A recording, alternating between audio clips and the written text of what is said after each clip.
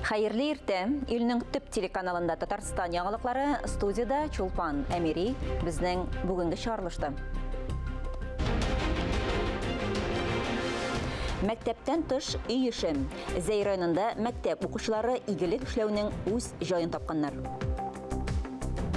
Барып аласы да юк. Татарстанда авыруның өенә килеп хәл белешүче фельдшер ярдәмчеләрен әзерлиләр.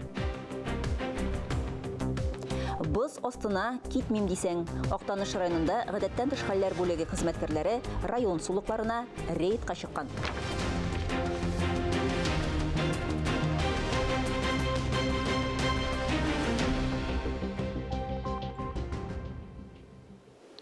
Чыгарылышыбызны һава торышыннан башлыйбыз.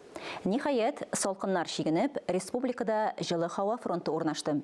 Бу атна дәвамында кор явы, атна уртасыннан синоптиклар хәтта яңгыр да фаразлый. Һава температурасы 0-га кадәр төшүе ихтимал.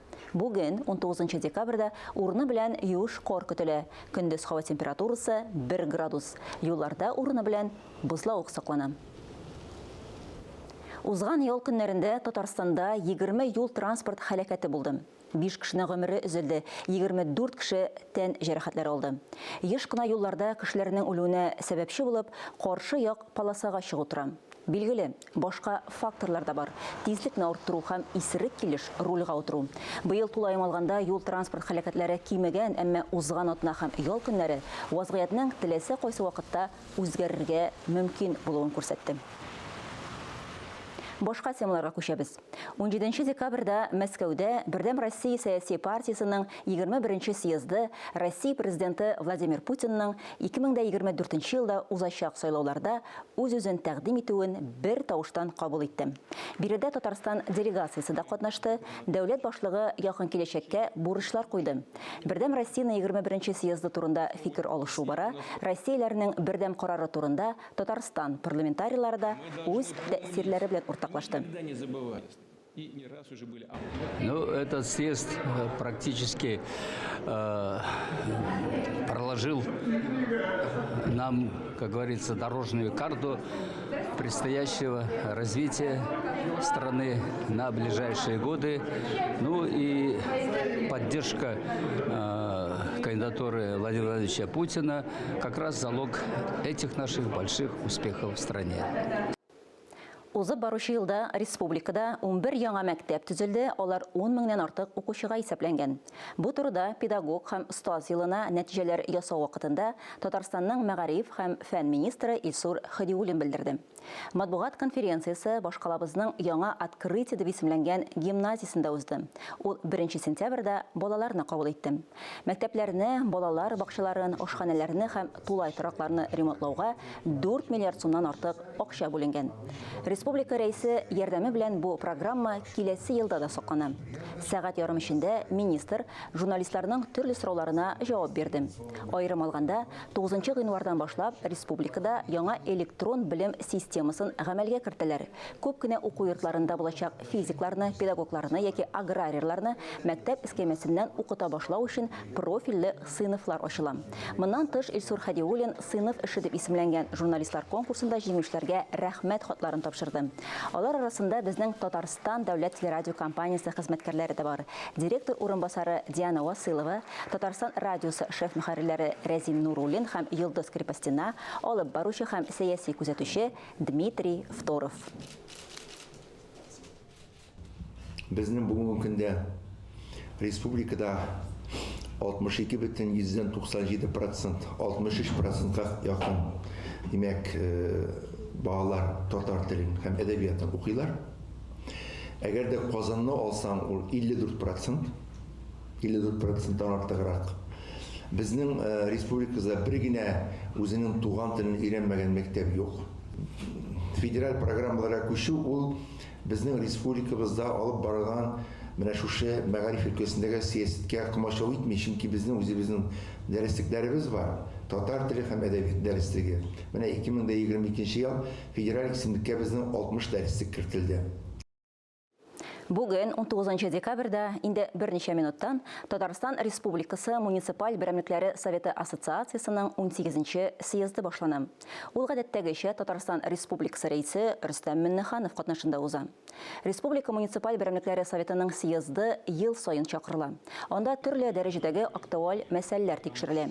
Чарада дәүләт һәм муниципаль хакимиятенең үзара хезмәттәшлеге, федераль һәм республика программаларын гамәлгә ашыру мәсьәләләре карала һәм муниципаль бергәлекнең узып баручы елдагы эшенә нәтиҗәләр ясау, якындагы елга бурычлар билгеләү тора. Илдәге вазгыятьтән читтә калмыйча, махсус хәрби операциядә катнашучыларга ярдәм кулы сузучылар республикабызда көннән-көн арта. Шәһәр, район һәм авыл җирлекләрендә төрле юнәлешләр буенча ярдәм чаралары оештырыла. Окоп шәмнәре ясыйлар, эчке киемнәр тегәләр, азык-төлек җыелмалары туплана. Зәй районының Александр бистәсе мәктәбе укучылары да игелекле гамәлгә кушылды. Алар хезмәт укытучысы белән берлектә госпитальдә ятучы хәрбиләргә култык таяклар эшләгән. Игелекле ярдәм турында Зәйдәге хәбәрчебез Әдилә Борханова язмасында. Александр бистәсе укучылары дәресләр тәмамлангач өйләренә кайтырга ашыкмый. Укытучылары Нияз Хадиуллин җитәкчелегендә хәрбиләр өчен култык таяклары ясыйлар. Биредә һәркем эшнең җаен белеп башкара. 2 атна дәвамында барлыгы 20дән артык култык таягы әзерләп тапшырганнар инде. Бер парын түгел, бер сеңгенә ятарга, 2 сәгатьтән артык вакыт, 2 сәгатькә якын вакыт үтә. Иң беренче чиратта култык таягыбыз ятаган токтаны рейклар чыгарабыз, брусоклар ясыйбыз. Аннан соң рейсны станокта размерларын дүрт яклап тигезлибез. Аннан соң фрезер станокта үтәбез. Аннан соң сверильный станокта үтәбез. И шаблон белән инде тишәбез, тишү эшләрен башкарабыз. Агач белән кәрәкәс авылы кешесе булышлык күрсәткән. Материал җитәрлек, егетләрнең генә бу таяклар белән түгел, үз аякларында кайтуларын телибез диялар. Әзер таякларга илебез сагында торучы ир-атларга рәхмәт сүзләре һәм теләкләр язылган хатта беркетеп куялар. Барысы да ихлас йөрәктән башкарыла. Култык таяклары белән бергә мәктәптә окоп шәмнәре дә әзерлиләр. Аларны махсус хәрби операция игълан ителгәч тә ясый башлаганнар. 2000ннән артык шәм ясап озатулары билгеле. Режем из картона для свечей. Вырезаем бумагу, которая написана солдатам. Мне иногда даже нравится это делать, потому что помощь всегда нужно оказывать. Мәктәптә генә түгел, авылда да гуманитар ярдәм әзерләү буенча зур эш алып барыла. Авыл җирлеге башлыгы үзе дә бу яктан үрнәк күрсәтә. Село вообще активно включилось в эту деятельность. В клубе местное население плетет сети, значит, количество сетей собирает посылки. Адилә Борханова, Максим Майоров, Александр Тимофеев, Татарстан яңалыклары, Зәй районы. Ватаныбыз язмышына битараф булмаган кыюлык, батырлык күрсәтергә, ватаныбызны якларга әзер булучыларны батыр контракт хезмәтенә кабул итү үзәгендә көтәләр. Ул бер тәрәзә принципы буенча эшли. Контракт төзегәндә бер тапкыр түләнә торган акча күләме 195 мең сум, махсус операция зонасында булганда ай саен 204 мең сумнан башлап түләү каралган. Шулай ук Татарстаннан махсус хәрби операциядә катнашучылар 305 мең сум күләмендә бер тапкыр бирелә торган түләү ала. Ул бу елның 31 августыннан соң контракт төзегән хәрбиләргә бирелә. Указ 2023 елның 31 декабренә кадәр гамәлдә. Тормышны да, һөнәрне дә үзгәртә. Авылларда медицина кадрлары җитмәү белән көрәшергә Татарстан сәламәтлек саклау министрлыгының яңа программасы ярдәм итә. Хәзер фельдшер-акушерлык пунктлары һәр вакыт ачык була. Ягъни баш фельдшерга ярдәмгә медпункт урнашкан урыннан ярдәмче килә. Аларны укыту сентябрь аеннан бирле бара, тиздән имтиханнары, фельдшерларның ярдәмчеләр кемнәр булуы турында тулырак алдагы язмада. Регина Гаделшины күптән түгел төзелеш килиятен тамамласа да, авылга кайтып табиб ярдәмчесе вазифасын башкарырга була. Аның өчен Регина берничә ай дәвамында махсус укыту программасын үзләштерә. Бу хәбәрне ишеткәч, мин үземне бу яңа профессиядә сынап карарга булдым. Тиздән Регина фельдшерга ярдәмгә кайта. Бу яңалык медицина хезмәткәрләрен дә бик куандырды.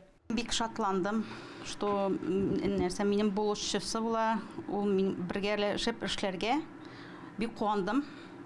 Хәзерге вакытта иратлар диспансеризация үтә. Регина һәрбер йортка үзе килеп тикшерүләр үткәрә. Мәсәлән, кан басымын үлчәп карый, барлык күрсәткечләрне махсус дәфтәргә язып бара һәм әлеге күрсәткечләрне табибларга җиткерә. Иногда наша медсестра... Фельдшер ярдәмчесе булуы бик яхшы. Кай вакыт авырулар табиб булмаган вакытта килә. Хәзер ярдәмче бар, күпкә уңайлырак булачак. Любой вакытта алар килеп, теләгән моңзарларын сөйләп, безнең ярдәмчегә, фельдшерның ярдәмчесенә алар үзләренә кирәкле ярдәмне алып китәләр. Биектау районының хостаханәсендә булачак табиб ярдәмчеләре өчен шулай ук уку-куту программасы бара. Биредә 22 укучы утыра. При хорошем контакте медсестрой с медработниками пациент скорее выздоравливает, а применяемое лечение имеет лучший эффект. Укучылар биредә лекция һәм практик биремнәр үтиләр. Медицина клиенты укытучылары бирегә махсус дәрес бирергә кайтканнар. Хотели бы начать с первого случая. Это асфиксия. Әлеге дәрестә укытучы укучыга кул сынган очракта ничек итеп дөрес бәйләп куярга икәнен өйрәтә. Беренче тапкырдан гына барып чыкмаса да куркыныч түгел. Иң мөһиме өйрәнү. Биредә укучылар төрле һөнәр ияләре. Вы подозреваете перелом шейки бедра, и вам нужна транспортировка, то, естественно, нужно наложить шины. Бик кирәкле һөнәр, хезмәт, авылда хәзер бик күп олы кешеләр, аларга вовремя вакытында ярдәм итер өчен безнең бу помощникларыбыз бик кирәкле кешеләр. Алар хәзер диспансеризациягә чакыралар, коронавирус вакытында, грипп вакытында прививкаларга чакыралар, балаларны чакыралар. Кемнең температура идә уже ярдәм итәләр, кемгә дару кирәк, врач язуы буенча аптектан дарулар алып кайтып бирәләр. Фельдшер ярдәмчесе проекты республиканың сәламәтлек саклау министрлыгы башлангычы буенча эшләнгән. Хәзер укуны 1000нән артык кеше уза. Алда тагын 1 ай уку, аннары имтихан, диплом, яшәү урыны буенча эшкә урнашу. Динә Нәҗметдинова, Олнас Хакимов, Искәндәр Тимәнов, Татарстан яңалыклары. Узган атна сәяси вакыйгаларга да бай булды. 12 декабрьдә Россия Конституциясына 30 ел тулды. Татарстан Дәүләт Советының быелгы соңгы 50нче утырышы үтте. Бердәм Россия сәяси партиясының Мәскәүдә 21нче съезды узды. Бу һәм башка темалар турында парламент хәбәрләрендә алар белән Алия Галиуллина таныштыра. Бердәм Россия сәяси партиясының 21нче съезды Мәскәүдә узды. Анда Татарстан вәкилләре дә катнашты. Делегатлар Владимир Путинның ил президенты итеп сайланырга дигән карарын бер тавыштан хуплады. Парламентарийлар Дәүләт Советының көзге сессиясын япты. Бу чакырылыш 50нче юбилей утырышының көн тәртибендә 20дән артык мәсьәлә каралды. Халык сайланучылары даими рәвештә пассажирлар йөртү, янгын куркынычсызлыгы, мәдәният һәм яшьләр сәясәте турындагы законнарда үзгәрешләр турында фикер алышты. Депутатлар авыл территорияларын комплекслы үстерү программасын гамәлгә ашыру буенча тулы мәгълүмат алды. Парламент шулай ук закон проекты эшчәнлеге һәм киләсе елга хезмәттәшлек планын карады. Фәрит Мөхәммәтшин агымдагы елга нәтиҗәләр ясады. Игенчеләр сарайында экология, табигатьтән файдалану, агры сәнәгать һәм азык-төлек сәясәте комитетының һәм комитет каршындагы эксперт советының уртак күчмә утырышы булды. Парламентарийлар Татарстан министрлар кабинетының баш ветеринария идарәсе эшчәнлегенә йомгак ясады. Йогышлы авырулар буенча илдәге экологик вазгыять бик киеренке дип ассызыклады ветеринария идарәсе җитәкчесе Алмаз Хисамытдинов. 75 вспышек гриппа птиц. Из них 34 при Волжском федеральном округе, пострадало 6 птицефабрики в Вологодской и Ярославской областях, Республика Марий Эл, Башкортостан, Коми, в том числе и у нас, в Лениногорская птицефабрика. 7 мероприятий ветеринарной службы по локализации очага проведены, на днях планируется снятие карантина. Республиканың ветеринария хезмәте тарафыннан терлекләрнең барлык төрләренең баш санын диагностик тикшеренүләр һәм аеруча куркыныч авыруларның профилактик вакцинациялар белән 100%-ка тәэмин ителгән. Алмаз Хисамытдинов хуҗасыз хайваннарны аулау эшен оештыру турындагы законнарны үтәү мәсьәләләренә аерым тукталды. Республикада хуҗалардан башка терлекләр тоту өчен 19 приют бар. Шуларның 17се шәхси һәм 2се муниципаль. Терлекләрне тоту урыннарының гомуми саны 3000ннән артык. Татарстан рәисе Рөстәм Миңнеханов күрсәтмәсе буенча, хуҗасыз хайваннар өчен муниципаль ара приют төзү проекты гамәлгә ашырыла, аны Чаллыда урнаштыру планлаштырыла. Мәгариф, мәдәният, фән һәм милли мәсьәләләр комитеты утырышында республиканың халык, сәнәгать һөнәрләре һәм кәсепләре турындагы законнарына ачыклык кертү нәтиҗәләре турында фикер алыштылар. Республикада 1000-нән артык кеше халык кәсепләре һәм һөнәрләре эшләнмәләре җитештерү белән шөгыльләнә. Күпләр үз мәшгуль сыйфатында теркәлгән. Бу аларга һөнәрчелек белән шөгыльләнүне рәсми эш урыны белән бергә алып барырга мөмкинлек бирә. Авыл халкы өчен үзенең иҗади эшчәнлеген рәсмиләштерү, үз хезмәт әйберләрен ачык рәвештә сату һәм пенсия иминият системасына кушылу мөмкинлеге барлыкка килде. Татарстанда агач, тимер, тире, чүлмәк һәм керамик җитештерү, киез һәм ювелир кәсепләр кебек халык кәсепләренең төрләре үсеш алды. Республика җитештерүчеләре һәм осталары ел сайын халыкка төбәк ара Россия һәм республика дәрәҗәсендәге 30-дан артык күргәзмә ярминкәдә катнаша. Социаль сәясәт комитеты утырышында парламентарийлар инвалидлар өчен эш урыннарын билгеләү турындагы республика законына ачыклык кертте. Бу документны гамәлгә ашыруның нәтиҗәлелеген бәяләү һәм аны арттыру буенча чаралар күрү зарур. Бу хакта профиль комитеты башлыгы Светлана Захарова Дәүләт Советы президиумында хәбәр итте.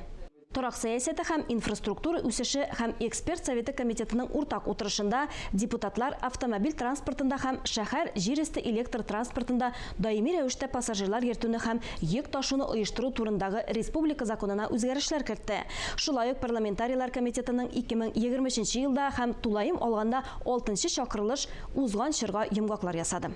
12 декабрьдә Россия Конституциясына 30 ел тулды. Бу көнне Фәрит Мөхәммәтшин парламентта Россия гражданнарының паспортларын 20 яшь гражданга тапшырды. Алар уку алдынгылары, тематик олимпиадалар һәм спорт ярышларында җиңүчеләр. Дәүләт Советы рәисе ассызыклаганча, аларның һәрберсе өчен тормышларында бу яңа этап. Хокуклар белән бер рәттән җитди бурычлар да барлыкка килә. Фәрит Мөхәммәтшин укучыларга һәр вакыт һәм бар нәрсәдә дә җаваплылык күрсәтүләрен һәм үз яшьтәшләренә үрнәк булуларын теләде.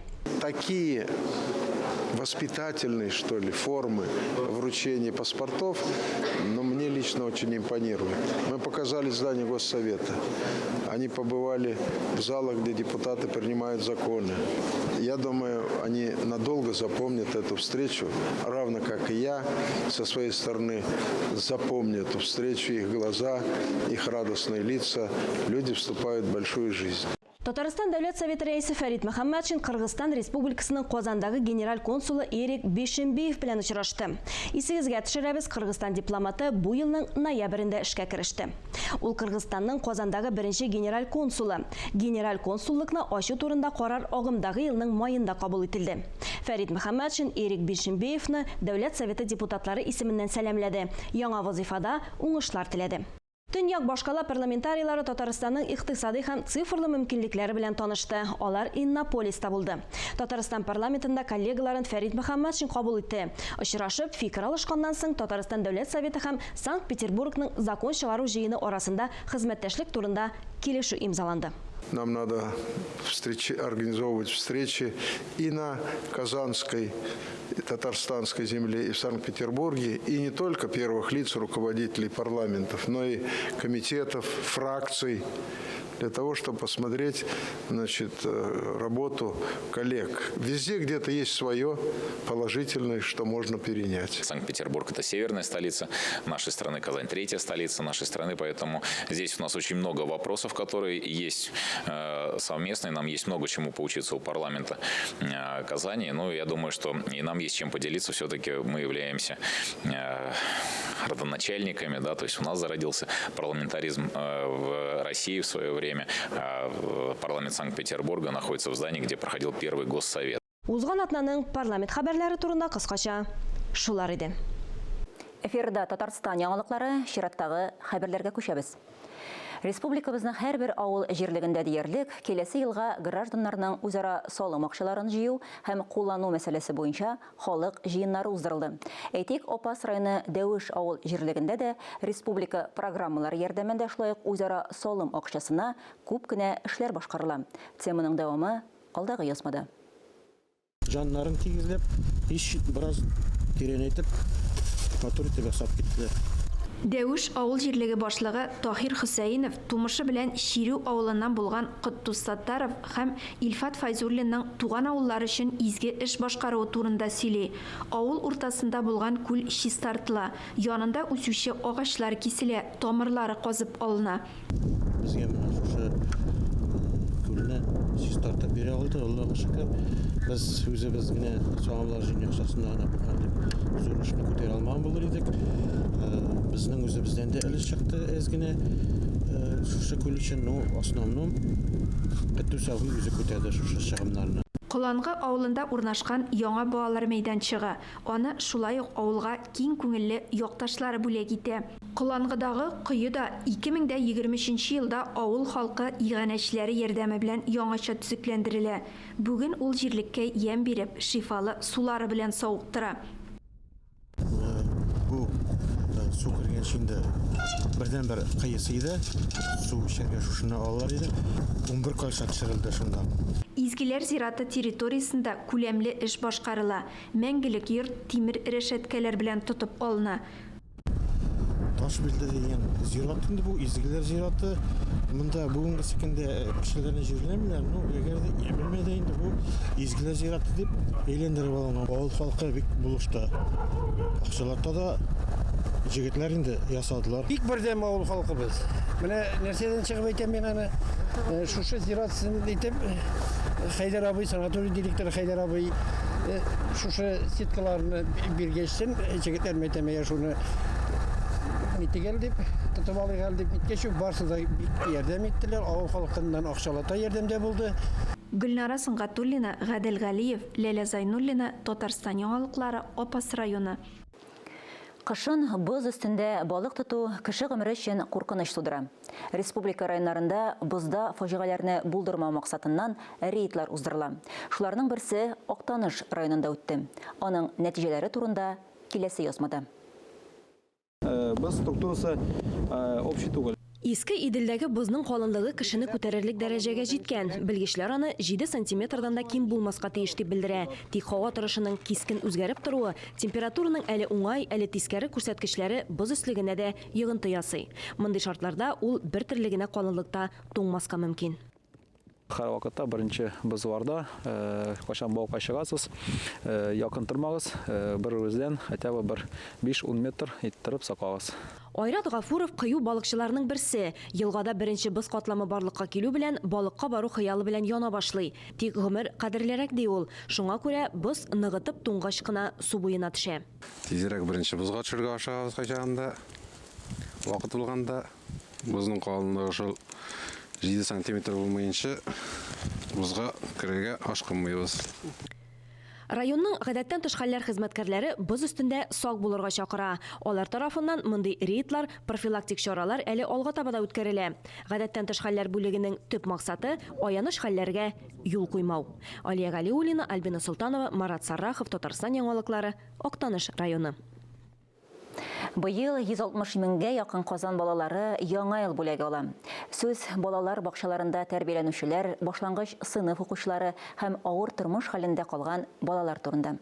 Шәһәр бюджетыннан бүләкләр сатып алуга 33 миллион сумнан артык акча бүленеп бирелгән. Моннан тыш, махсус хәрби операциядә катнашучыларның балалары республика чыршысына һәм циркта барган тамашаларга бара ала.